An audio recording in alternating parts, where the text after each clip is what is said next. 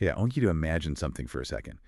You're in the middle of this massive concrete bowl, and the air it's vibrating. Vibrating. I don't just mean it's loud. I mean, it's physically shaking. You have like 100,000 people around you, red on one side, blue on the other, and the sound is just, it's a roar you feel in your bones. It sounds almost like a gladiator match or something out of ancient Rome. You're not far off. That's the Azadi Stadium in Tehran during the Tehran Derby. And today, that's where we're going. We are unpacking the Iranian Football League. Which, I have to say, is a fantastic topic for a deep dive. I think for most of our listeners, football leagues mean the Premier League, maybe La Liga. Yeah, big European ones, yeah. Exactly. But football in Iran, it's this huge, incredibly complex cultural force. It's so much more than just sport. It's about, well, identity, sociology, economics, everything. It really is. Mm-hmm. And to get our arms around it, we've got a pretty serious stack of sources. We have official league histories, some Wikipedia archives, and this really specific academic study on team success in Zanjan province. That sounds niche. It's way more interesting than it sounds, I promise. We've also got a sociological analysis looking at youth sports and ideology, and some breaking news, actually, from January 2026. Oh, right. The AFC grassroots certification. That's a big deal. A very big deal. So the mission for today is to figure out how this league works, what's the history behind these giant clubs, what's happening with the women's game, and what role football plays for the youth in Iran. All right. Let's get into it. Okay, so let's start with the basics, the landscape. If I'm a new fan, what am I actually watching? You're watching the Persian Gulf Pro League. That's been the official name since 2014. It was called the Iran Pro League before that. And it's the top tier. Top tier, yeah. You've got 16 teams. They play a 30-match season, typically from August through to May. So a pretty standard European-style league format. Very standard. 3 points for a win and 1 for a draw. The history to get to this point was a bit of a journey, though. It started in 1970 as the local league. Then it became the Tak Jamshid Cup. And after that, in 91, the Azadigan League. And it only turned fully professional in 2001. Right. That's when the Pro League as we know it today really began. And when you talk about this league, there are two names that just seem to swallow all the oxygen in the room. Oh, yeah. The big two. Persepolis and Esteghlal. Both from Tehran. Both from Tehran. And they are the Titans. Persepolis, they're the Reds. They're the all-time leader with 16 championships. An absolute juggernaut. And Esteghlal are the Blues. The Blues. They used to be called Taj. They have 9 titles. And that rivalry, the one you mentioned at the start, that's the Tehran Derby. The one with the 100,000 screaming fans. That's the one. It literally stops the country. But, and this is where our recent sources get really interesting, that dominance is being challenged. Right. I saw this in the 2024-25 season data. A new name at the top. A completely new champion. Tractor. Tractor from Tabriz in the northwest. Exactly. And you can't overstate how huge this is. Tractor has had this massive, passionate fan base for years, but they were always the runners-up. It was heartbreaking. They came in second in 2012, 2013, 2015. Wow. 3 times in 4 years. Yeah. So for them to finally win their first ever title in 2025, it completely changed the narrative of the league. It proved it wasn't just a 2-horse race anymore. It's good for the health of the league, I'd imagine. Definitely. It opens up the map. Speaking of winning, I have to bring up the trophy. I was looking at the description in our notes, and this isn't some off-the-shelf cup. Oh no, it's a piece of art. It says here that the sides of the trophy are modeled on the armor of Achaemenid soldiers. Which is just incredible, isn't it? It's a direct link to ancient Persian history, to the Achaemenid Empire. It's a very deliberate statement. What's the statement? That this isn't just a game. This is part of a lineage, a civilization. It grounds a modern sporting victory in something thousands of years old. That's amazing. Huh. Okay, so from the glitz of the trophy, let's get into the grit. How do these teams actually succeed? This brings us to that academic study from Zanjan. Right. First off, why Zanjan? Well, the study uses Zanjan province as a sort of microcosm for the rest of the country's football ecosystem. They surveyed 169 coaches and officials to find out what the #1 success factor is. And you'd think the answer would be, talent. That's what I'd guess. Get the best players. Makes sense. But technical factors actually came in at #2. The #1 factor, with a mean score of 4.24, was economic. Money. It always comes down to money. It talks, and loudly.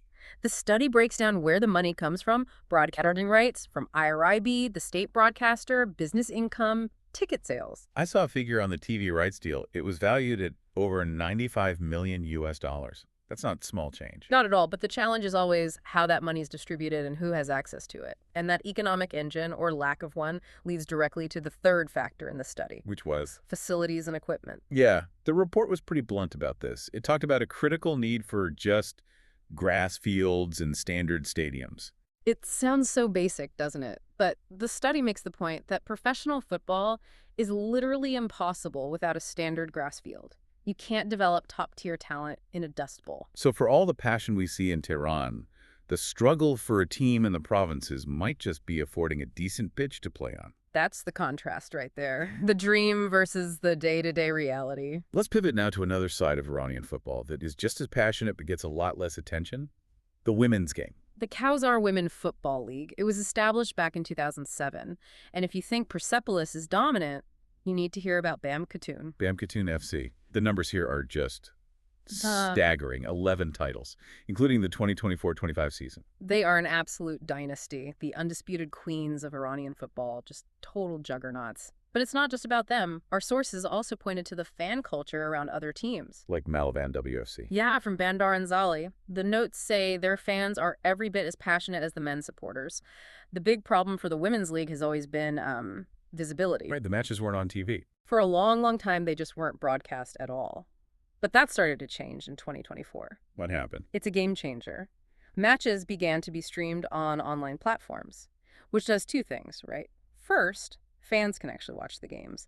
But second, it creates a revenue stream that goes directly back to the clubs. So it connects back to that Zanjan study. It's the economic piece. That's always the economic piece. Yeah. And there was another proposal in 2024 from the Federation to require all the men's pro league clubs to start a women's team. We've seen that model elsewhere. Use the big club's infrastructure to boost the women's side. Exactly. It's a way to fast-track development and investment. You get the funding, the facilities, the legitimacy almost overnight. So we've got the league, the money, the women's game, but now we have to go a bit deeper. We have this sociological source, sport under the shadow of ideology. This feels like the heavy hitter in our stack. It is, because it argues you can't look at sport in Iran in a vacuum. It's tied to the whole political and ideological structure. And it has this incredible concept. It calls sport a micro-freedom. Micro-freedom. I like that. What does it mean? Well, the source argues that for a young person in a society with a lot of social and political rules, there's a lot you can't control. Sure. But on a football pitch or in the stadium stands, you can run, you can shout, you can wear your team's colors with pride. For 90 minutes, you have a voice. You have some agency. The paper calls it a psychological safety valve. So it's more than just a hobby. It's a necessary outlet. It's essential. The source argues it's how youth build a collective identity that's separate from the state's official ideology. Being a Persepolis fan or a Tractor fan gives you social capital. It's a quiet form of resistance in a way. But the report also points out the dark side of that, right? Oh, absolutely. It's very critical. It argues that because sport is so powerful, there's a constant effort to control it. The source talks about corruption and the influence of security agencies and how clubs are managed. I think it said management often prioritizes political loyalty over actual merit. Which, if you think about it, brings us right back to the Zanjan study. If your priority is loyalty instead of, sound economic or technical skill, the team is going to suffer. The facilities won't get built. And the fans can suffer too. The study mentioned unhealthy fan culture, insults, even violence in the stadiums. It calls the stadium a symbolic battleground. When you have all that pent-up energy, it can turn toxic. And then, of course, there's the issue of migration. Top athletes leaving the country. If the corruption or the restrictions become too much to bear, the best talent leaves. It's a brain drain for the league, or maybe a legs drain. It shows the limitations they feel at home. It's like a constant tug of war. The joy of the game on one side and the weight of the system on the other. That is the perfect way to describe it. Passion versus restriction. But let's end on a more positive, forward-looking note. We had this bit of news from January 2026. This seems like a genuine bright spot. A very bright spot, yeah. The Asian Football Confederation, the AFC, awarded Iran gold-level membership in its grassroots charter. Gold level. That sounds good. But what does it mean for a kid kicking a ball around? It means the system for developing young players from the ground up has met the highest possible standard in Asia. We have a quote here from Samaya Deganian, who's the head of the Grassroots Project. What did she say? She said, "It wasn't an accident." She made it clear it was the result of a 4-year strategic plan. And this isn't just about fancy academies. It's about schools, regional programs, and, I love this phrase, dusty street pitches. Dusty street pitches. That paints a picture. It does. It shows they understand that the future of their football isn't just in the big stadiums. It's everywhere.